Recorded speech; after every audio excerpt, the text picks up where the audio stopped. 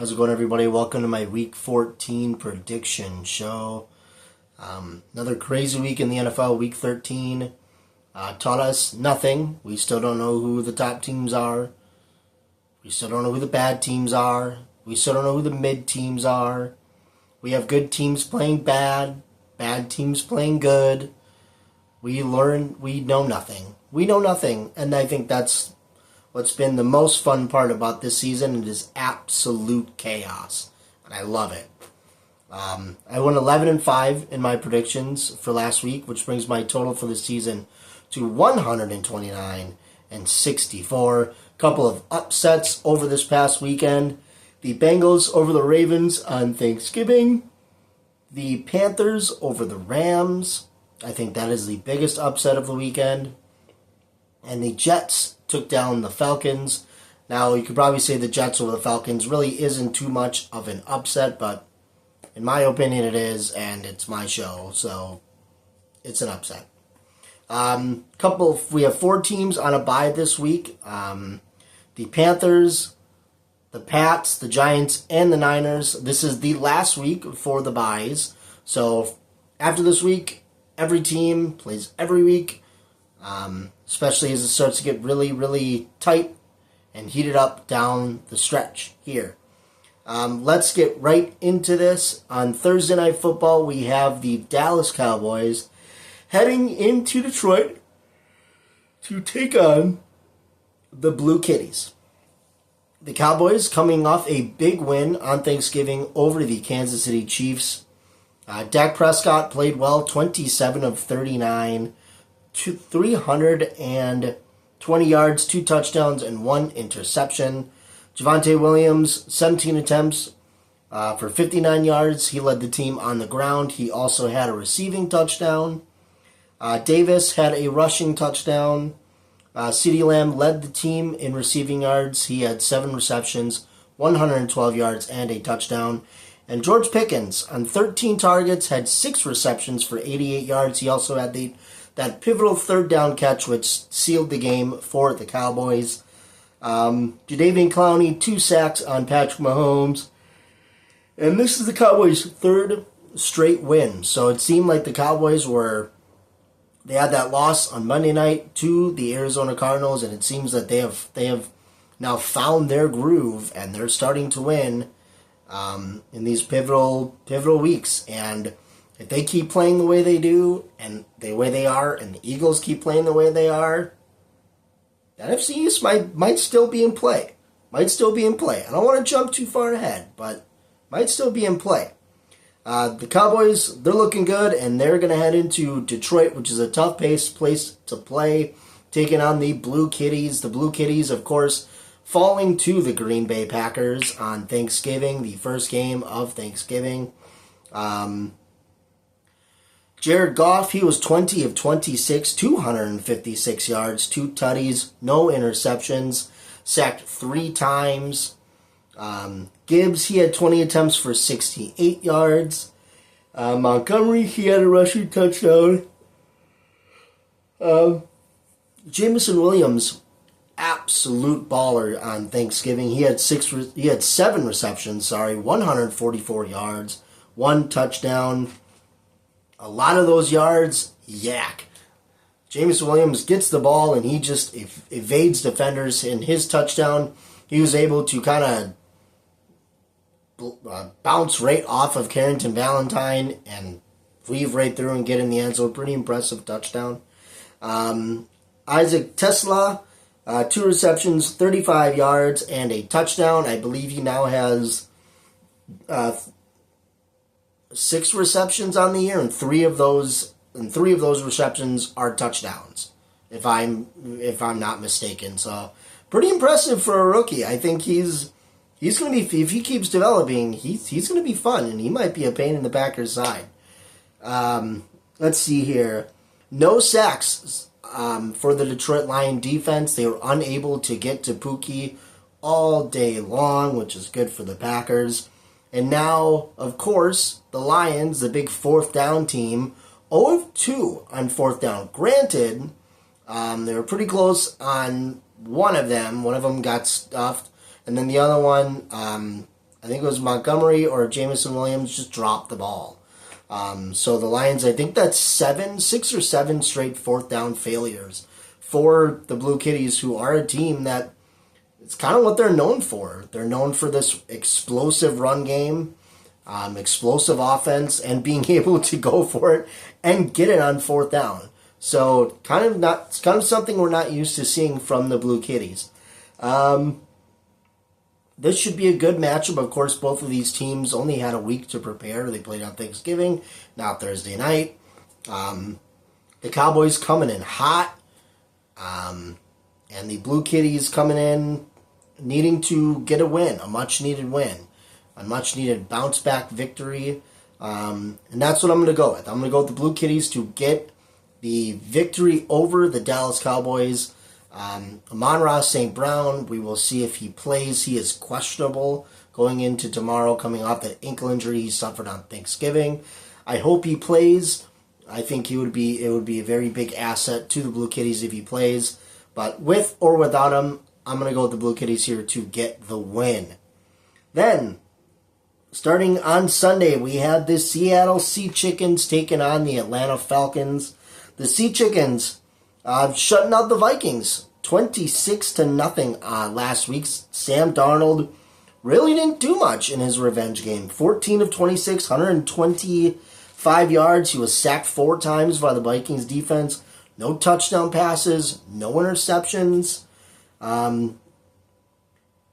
Walker, he led the team in rushing yards with 56 on 13 carries. Zach Charbonnet, he had 14 attempts, 52 yards, and 1 touchdown on the ground.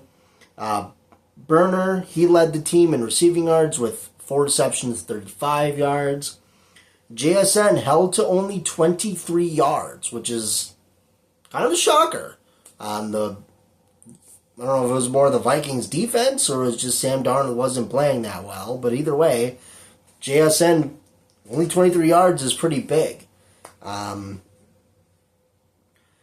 Let's see, but the defense mainly would help the Sea Chickens here. 4 interceptions on Vikings quarterback Brosmer. He didn't play well, but the Sea Chickens defense just feasted. Like I said, 4 picks. Jones had 2 of those. 1 of those was a pick 6. Bryant and Woolen both had an interception each. 4 sacks and 4 pivotal field goals for Myers. He was 4 for 4 on the day. So the Sea Chickens defense really shining against a really struggling Vikings offense. So no big surprises there. They'll be heading into Atlanta to take on the Falcons, who are coming off a tough loss to the New York Jets. Kirk Cousins, he was 21 of 33, 234 yards, and a touchdown.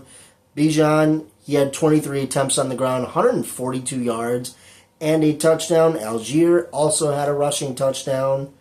Kyle Pitts led the team in receiving yards with 7 receptions, 82 yards.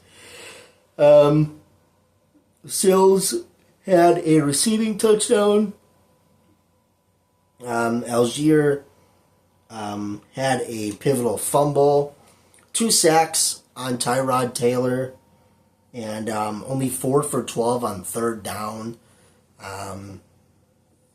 Falcons are weird. I don't think they're not good. I don't think they're good by any means, but they're not bad either. So if they can keep having this run game do really, really well, and Kirk Cousins could just kind of get into a rhythm, they could win some football games. But they're sitting at 4-8. I don't think they make the playoffs or anything, but obviously the rest of the games are all must-wins. You have to win out to even have a shot, which in the NFC South, you might still have a shot. I don't know. But this is going to be a tough game. I think the Seahawks offense is going to bounce back. I think they're very, very good. And the Seahawks defense, like we just saw last week, they played extremely well. So I'm going to go with the Sea Chickens here to get the win. Should be a pretty easy win. I know every time I say that, the team that I think is going to get an easy win, they end up getting blown out. So I'm probably wrong on that, but I'm gonna go with the Sea Chickens here. I think it's a win for them. All right, then we have a pivotal AFC North match between the Pittsburgh Steelers and the Baltimore Ravens. Both teams sitting atop of the AFC North, both at 6-6. The Steelers coming off a tough loss in Buffalo, 7 points at halftime, shut out in the second half. A-Rod, 10 of 21, 117 yards. He had a fumble on a strip sack by Joey Bosa. He went out for a little bit. Mason Rudolph came in and played like garbage. He was 0 for 3 and 1 interception.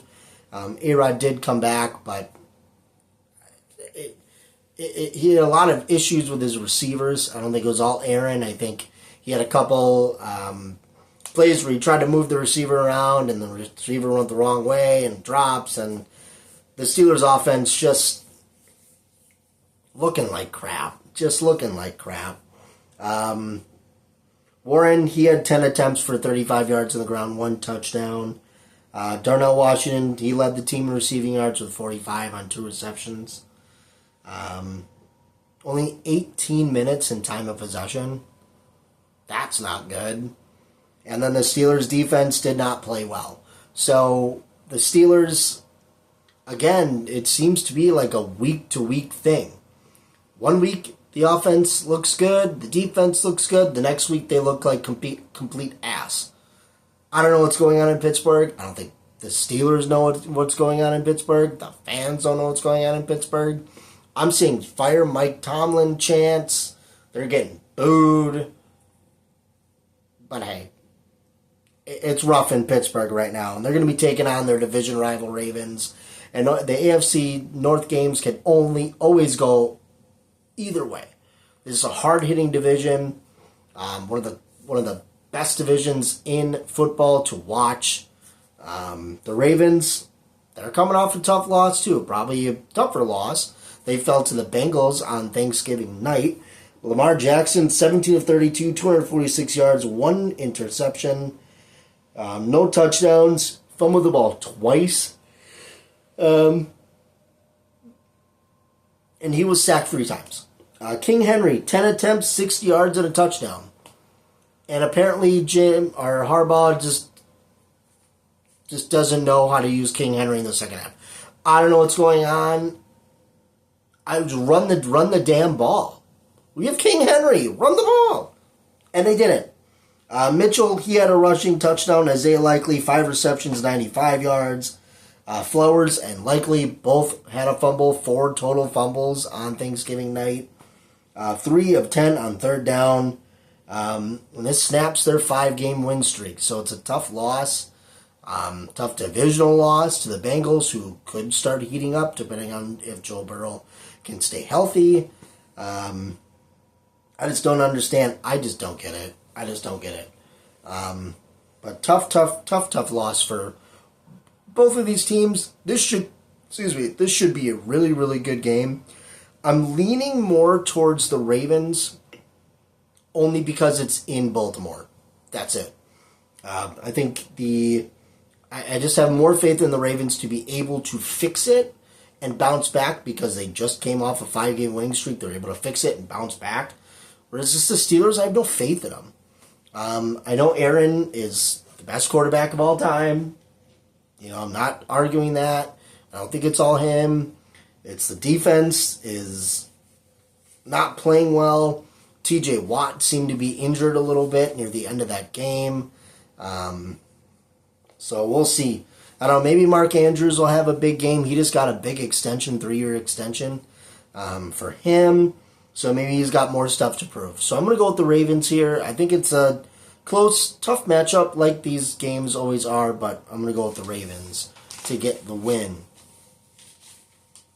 All right, then we have the Titans taking on the Browns. The Titans coming off a loss to the Jaguars.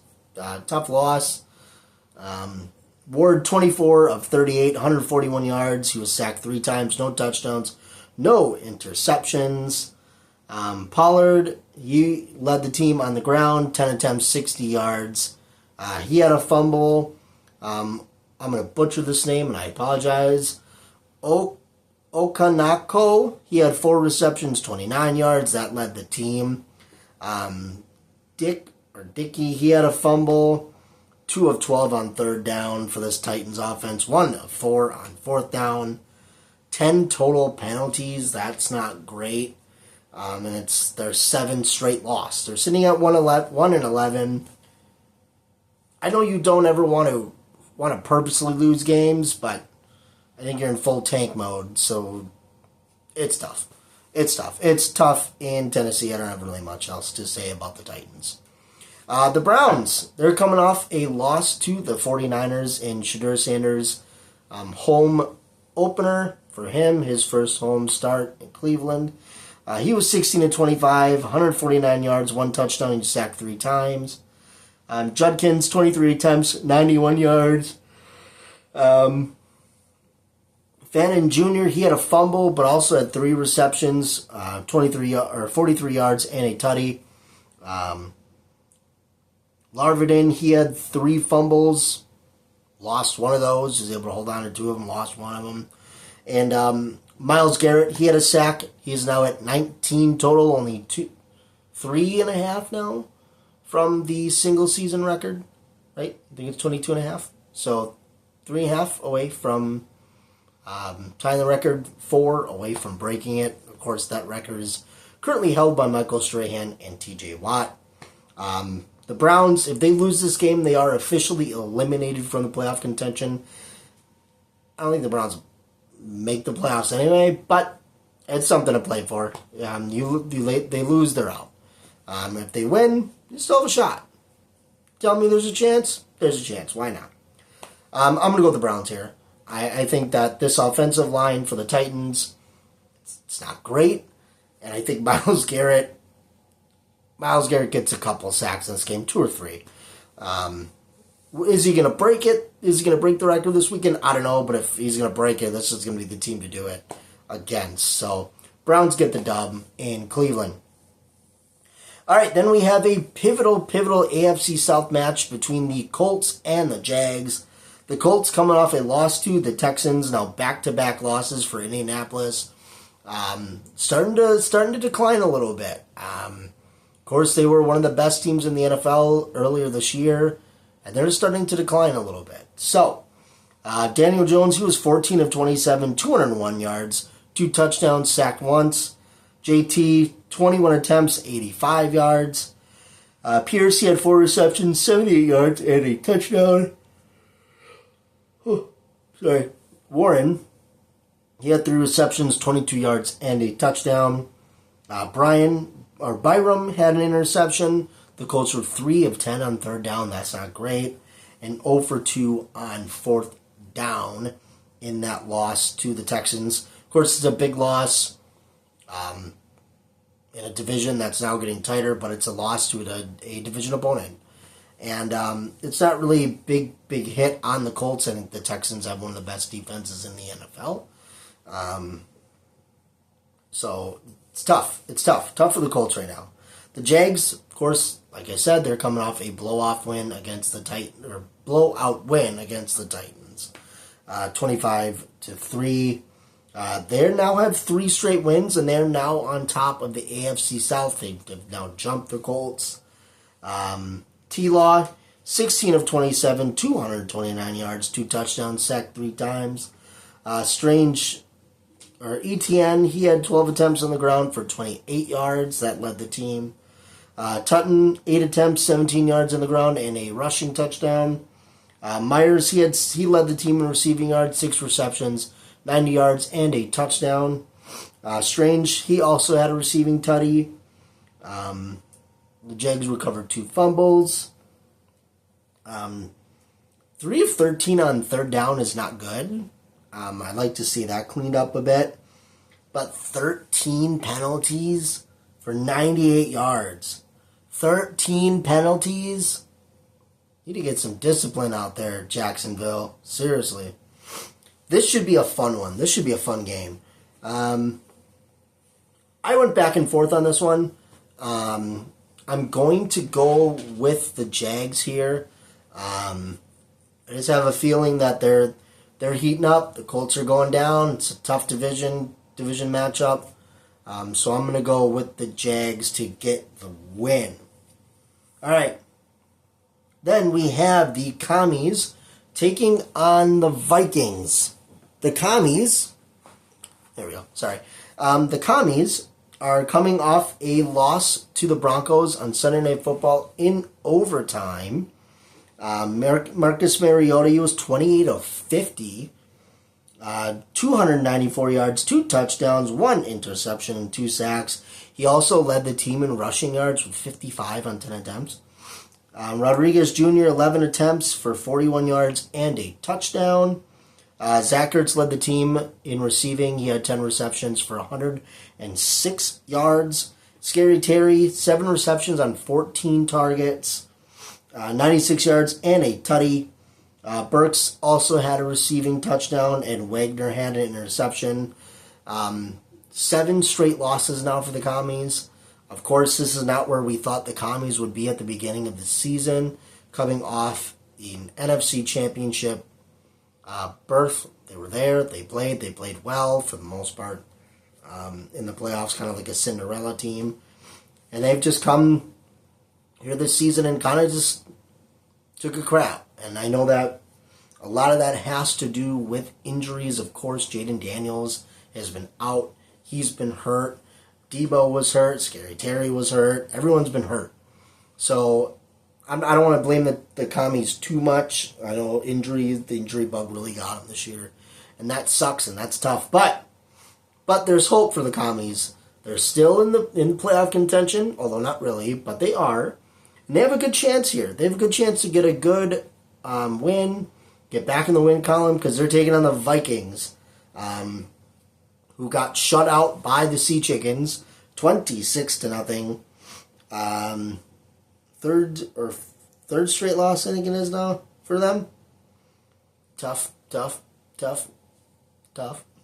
Brosmer, he was 19 of 30, 126 yards, 4 interceptions, sacked 4 times. He didn't play well at all. Very, very bad performance. Mason, 6 attempts on the ground, 47 yards. TJ Hawkinson, he led the team in receiving yards with 58. Justin Jefferson, 2 receptions for 4 yards. That's tough. Jonesy, he had a fumble. They did get to Darnold 4 times. Only 11 third downs, 2 of 10 on third, 0 of 2 on fourth down, and 10 penalties for 84 yards. The Vikings, the purple incarnation of Satan. Evil is falling. It is glorious. I have nothing good to say about I don't have anything good to say about the Vikings. Screw them. I hate the Vikings. They just waived and released Adam Thielen, so that dream is dead. It looks like J.J. McCarthy is probably going to come back this week because Brosmer played like crap. It seems like J.J., if he gets out of concussion protocol, he will play on Sunday. I don't think it's going to matter. I think the Commies beat them. We'll see if Jaden Daniels comes back. I'm not entirely sure. Did not look too much. At least I didn't see anything, so I'm assuming it's going to be Mariota. Either way, the Commies win. The Vikings are just a disaster, and I think the Vikings you should have kept Darnold. Should have kept Sam Darnold. Should have let J.J. McCarthy learn under him, where he could actually play and move around and do stuff and learn. Should have kept Sam Darnold, but whatever. They didn't. Commies get the win. All right, then we have the Finns taking on the Jets in an AFC East showdown between the two AFC East teams who are in the basement. The Finns, close win over the Saints on Sunday, 3rd straight win, so that's something. I still don't think the Dolphins are good, but hey, they're winning, so that's good. Tua, he was 12 for 23, 157 yards, one interception, sacked 4 times. Achane continues to be fantastic on the ground. 22 attempts, 134 yards, and a touchdown. Waller, he led the team in receiving. He had 2 receptions, 47 yards. Sealer, he had a fumble recovery. Rasul Douglas with a pick. So happy for Rasul. Of course, if you don't know, Rasul Douglas, former Packer. I love Rasul Douglas. I think he's great. I wish he would come back to Green Bay. I miss him. Very happy for him getting that interception. They had 4 sacks on Tyler Shug. 4 of 12 on third down is not great. 0 for 1 on fourth down. They were 0 for 2 in the red zone. Tough loss tough win for the Finns against a Saints team they should have probably rocked, but it was close.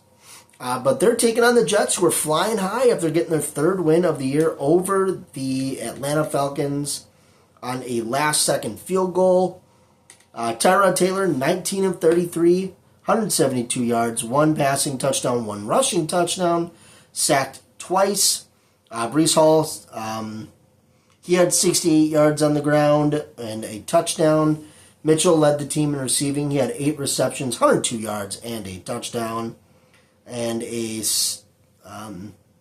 Stigers, he had 1 fumble recovery.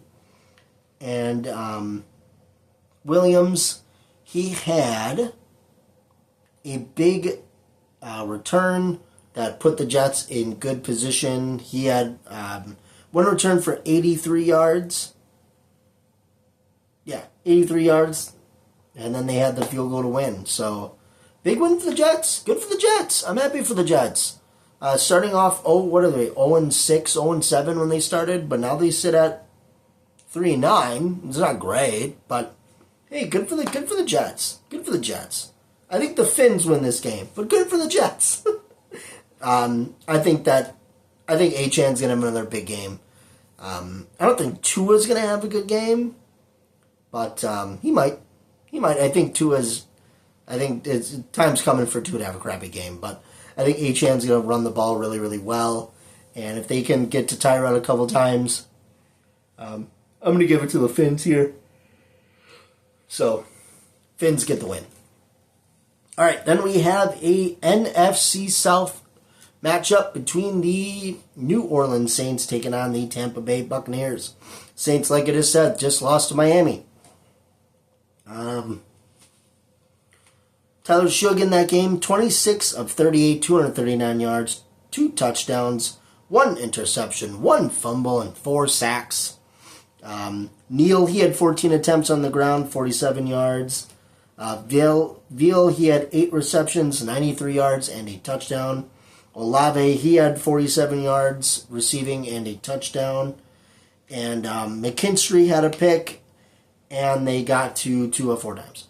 So, their Saints are trash. They're taking on the Bucs, who they played in Week 8 and lost 23-3 in that game. The Bucs get a close win over the Cardinals, much closer than what I thought it was going to be. Baker Mayfield, 18 of 28, 194 yards, 1 touchdown, sacked twice. Baker, just glad he's back and playing decent. It's tough. Baker, early in the season, was in the MVP conversation, and now that's pretty much dead.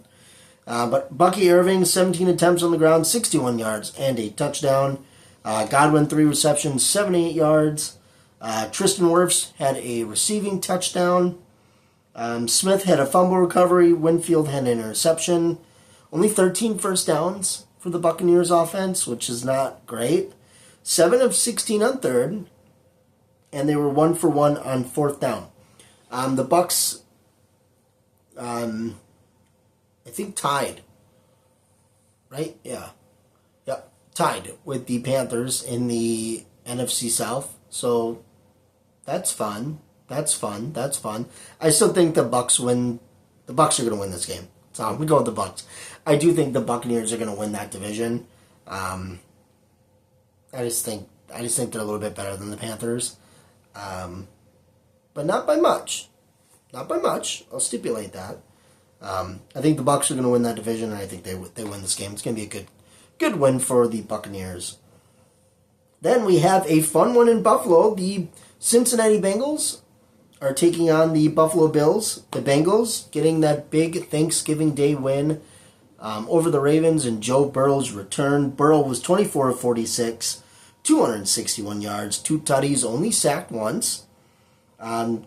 Chase Brown, 15 attempts on the ground, 78 yards. Jamar Chase, he had 7 receptions, 110 yards. Iosovas, 1 reception, 29 yards and a touchdown. Hudson had a receiving touchdown. I think that was one of those like one-handed ones where it was like really crazy. That was cool. 3 fumble recoveries for the Bengals. Knight Jr., he had an interception, 3 sacks on Lamar, 8 of 14 on third down, 1 of 2 on fourth, and it seems like the Bengals still have a shot. They still have a shot in the AFC North. They do. I think that's cool to see. It's good to see Joe Burrow back out there slinging it. I was watching the game and just praying he didn't get hurt again because I love watching Joe Burrow. I think he's great. But they got a tough test now, taking on the Buffalo Bills, who are coming off a big win over the Steelers on Sunday. Josh Allen, 15 to 23, 125 yards, and a rushing touchdown, a passing touchdown. He did have an interception. He wasn't sacked at all. James Cook, he had 32 attempts on the ground, 144 yards. He did have 1 fumble, so that's unfortunate. James Cook also led the team in receiving yards with 3 receptions for 33 yards. Coleman, he had a receiving touchdown. Benford, he had a fumble recovery, an interception, and a touchdown. So good for him. Bosa, he had that forced fumble, that strip sack on Aaron Rodgers. 8 of 15 on third down for the Bills. 2 of 2 on fourth down. In a really, really good performance all around by the Buffalo Bills. Again, this is another game I kind of went back and forth on. Of course, the Bengals, if you just show the record, the Bengals are 4-8, the Bills are 8-4, you would just think the Bills are going to come away with it. But the Bills are weird. Like, they played really well this week. They're like the Jaguars. They play really well one week, and then they look like crap the next week. The Bengals coming off a big win. I'm going to go with the Bills here. I think that's going to be a big win, tough loss for the Bengals, but going to go with Buffalo. Don't upset me, Buffalo. All right, then we have a AFC West game that should pretty much put the Broncos in pretty much guaranteed AFC West territory to win the division. They're taking on the Raiders. The Broncos, OT win over the Commies. Bo Nix, 29 of 45, 321 yards, 1 touchdown, 1 interception. He was sacked just once. Harvey, he had 13 attempts, 35 yards on the ground, 2 tutties. Ingram, 6 receptions, 79 yards. Sutton, he had a receiving touchdown. Greenlaw had a pick. Nick Benito, 1 forced fumble, and also had that key batted down pass on the 2-point conversion attempt by the Commies in overtime. The Broncos have now won 9 straight games, but there's a stipulation. 7 out of 9 of those games in this win streak are all within a score. So the Broncos winning these close games. I mean, they're winning them, they're getting it done, but they're all close games. Which is why I don't think they're the best team in the AFC. It's why I think the Patriots are. But the Broncos are right behind them. But because the defense is so good. They're taking on the Raiders, who just lost to the Bolts. Their 6th straight loss. Geno Smith, he was 18 of 23. He was sacked 5 times. Threw for 165 yards, 2 tutties, 1 interception. Genty, 15 attempts on the ground, 31 yards. He also had 30 receiving yards. Brock Bowers, 4 receptions, 63 yards, 2 touchdowns. He had that really cool one-handed catch too, which was weird. There were like 3 or 4 one-handed catches.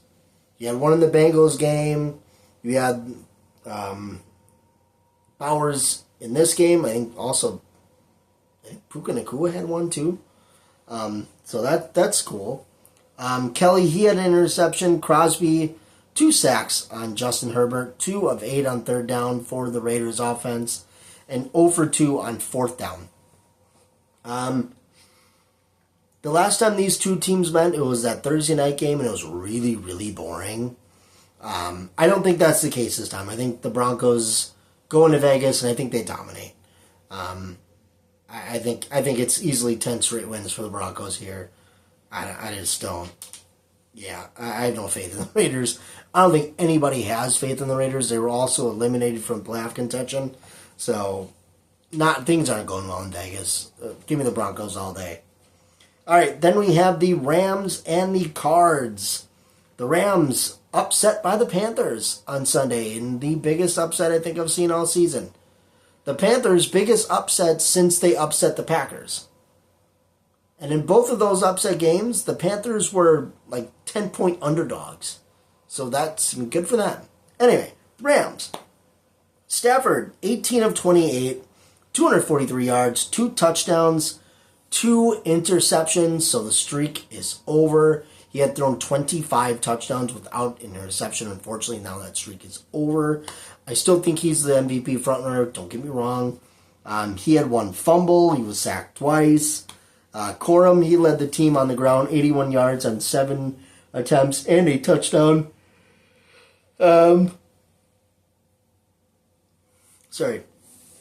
Kyren Williams, 13 attempts, 72 yards and a touchdown. Smith, 3 receptions, 82 yards. That led the team in receiving yards. Devontae Adams, 4 receptions, 58 yards, 2 tutties. So add 2 more tutties to the best wide receiver in football.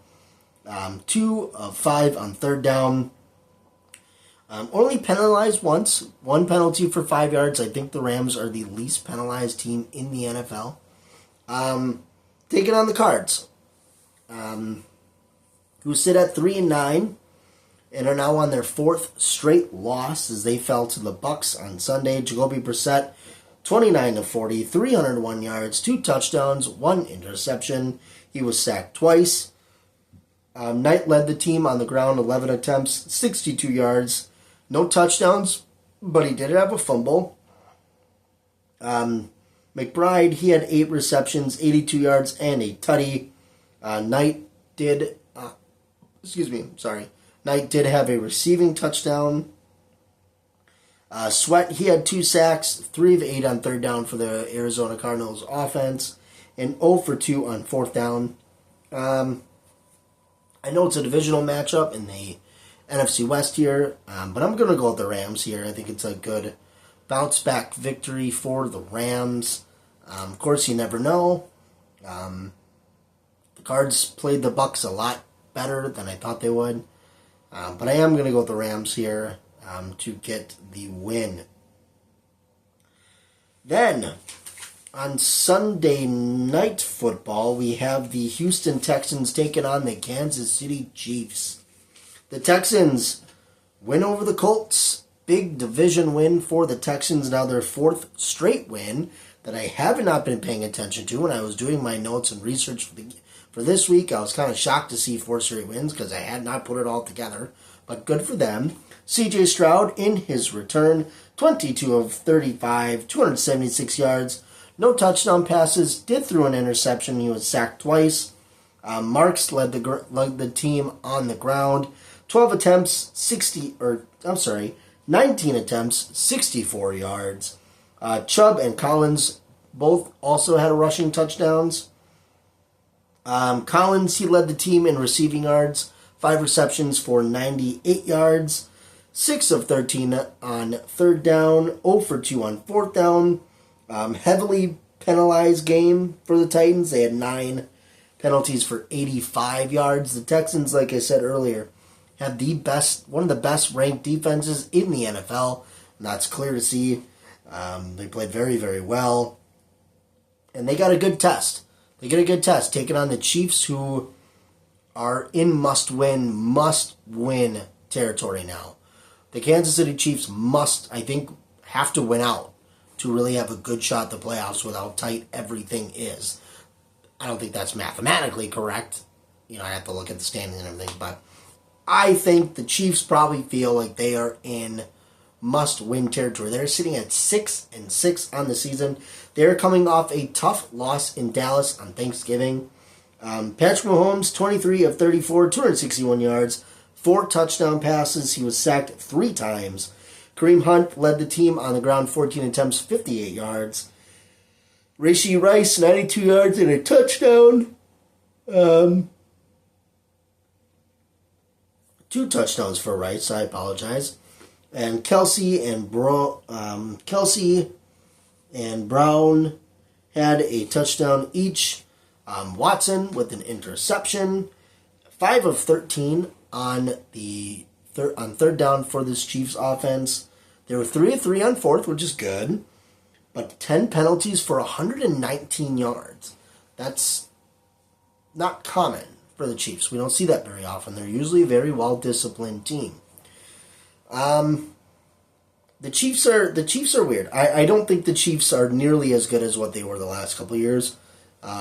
If you want my honest opinion right here, right now, I don't think the Chiefs make the playoffs. I really don't. I really, really don't. And that might just be wishful thinking. Of course, we know that the Chiefs could get hot, and if they get in the playoffs, of course, anything can happen. But like I said, this is must-win territory for the Chiefs. I do think that they bounce back and get the win. I'm going to go with Kansas City here, mostly because it's an Arrowhead, and Andy Reid, Patrick Mahomes, Travis Kelce, Chris Jones, must-win territory. I think the Chiefs win. I think that they know what's going on, and I think they get the dub on Sunday night. Then we have Monday Night Football in what should be a fun one. The Philadelphia Eagles sitting at 8-4, taking on the Los Angeles Bolts, who also sit at 8-4. The Eagles coming off a tough loss on Friday night, Black Friday, to the Bears. Back-to-back losses for this Eagles team. Of course, the week prior, they blew a 21-point lead to the Dallas Cowboys. Jalen Hurts in this game, 19 of 34, 230 yards, 2 touchdowns, 1 interception. He fumbled the ball once. Saquon Barkley held to 56 yards on the ground. No touchdowns for him. Brown, he had 10 receptions, 132 yards, and 2 tutties. Hunt had an interception, 2 sacks on Caleb Williams for the team. Elliott, he was 1 for 2 on field goals and 0 for 1 of extra points. That's 4 points left off the board for the Eagles. Of course, you could give them those 4 points and they still lose. So it's not pivotal, but it's not great. Didn't decide the game, but it's not great to leave points out there. 14 first downs for the Eagles, and they were only 4 of 12 on third down. The Eagles starting to decline a little bit, and they need to get this win. I think this is a must-win for the Eagles, especially with how the Cowboys are playing. And they're going to be taking on the Bolts, who are coming off a win against the Raiders. Justin Herbert with a pretty messed up hand.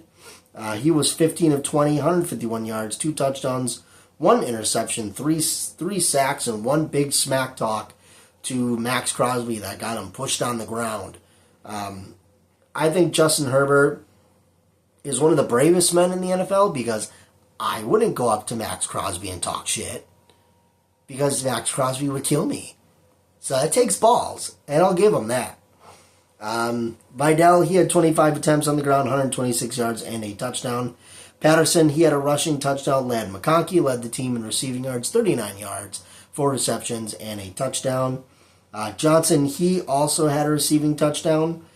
Jefferson with an interception, 5 sacks on Geno for the Bolts. and 12 of 17 on third down. So pretty good. This should be a fun one. This is another game that kind of went back and forth on, bounced back and forth. I am leaning slightly towards the Eagles. My reason for that is a guess. I'm guessing. I'm just guessing.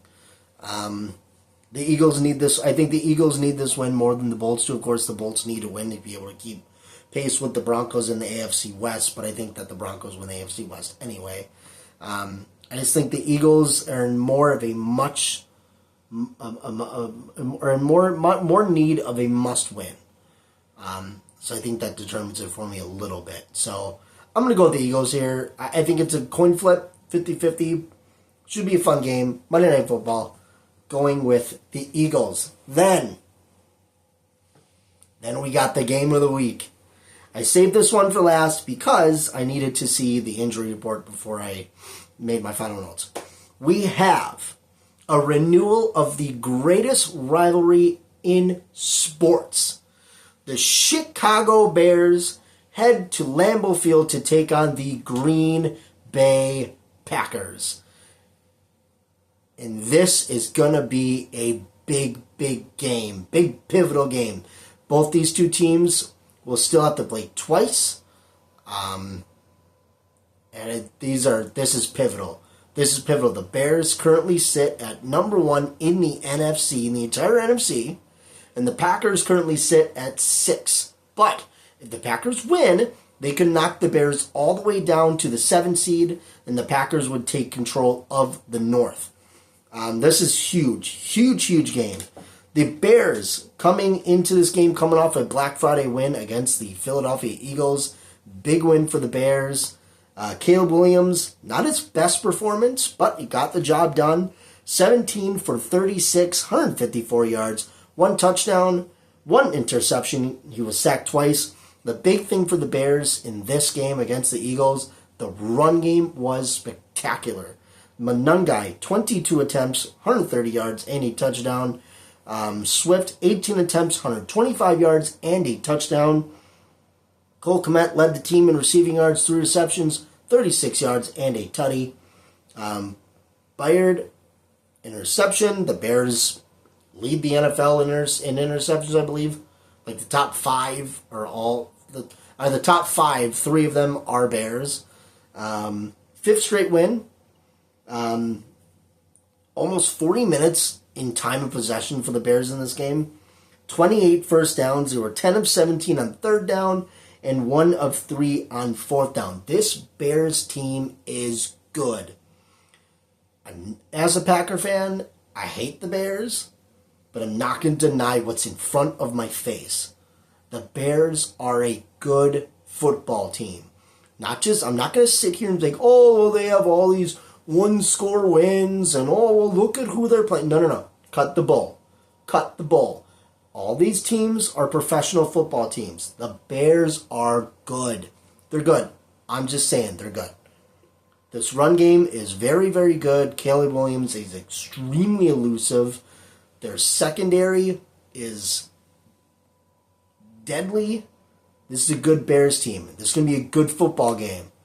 We'll see who's really good because the Bears are taking on the Packers.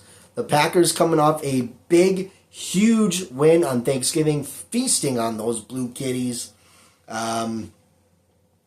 Jordan Love, 18 of 30, 234 yards, 4 touchdowns, no interceptions, no sacks, and the NFC Offensive Player of the Week is Pookie. Pookie is now 3-0 on Thanksgiving. Absolutely perfect. He was the Madden MVP for the game on Thanksgiving. Josh Jacobs, he had 17 attempts for 83 yards. Dontavian Wicks, his best game of the season. Big bounce back from last year with all the drops.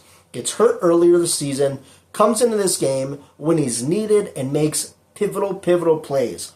He had 6 receptions, 94 yards, 2 tutties, and had that big game-sealing 4th down conversion catch where jumped up over Brian Branch, caught it, lost his shoe, and sealed the victory for the Green Bay Packers. So shout out to Dontayvion Wicks. Also, he was the Nickelodeon's most valuable player. He just got that today, presented by Jaden Reed, for his Week 13 performance. Christian Watson, 4 receptions, 80 yards, and a touchdown. That big touchdown, Jordan Love's biggest touchdown or longest touchdown pass in his career, 58 yards. Caught Watson in stride. Finally got him in stride. Was able to throw right into it. Big touchdown late in that game. Romeo Doubs, 4 receptions, 20 yards, and a touchdown. Micah freaking Parsons, 2.5 sacks. Getting to Goff when it mattered most late in that game.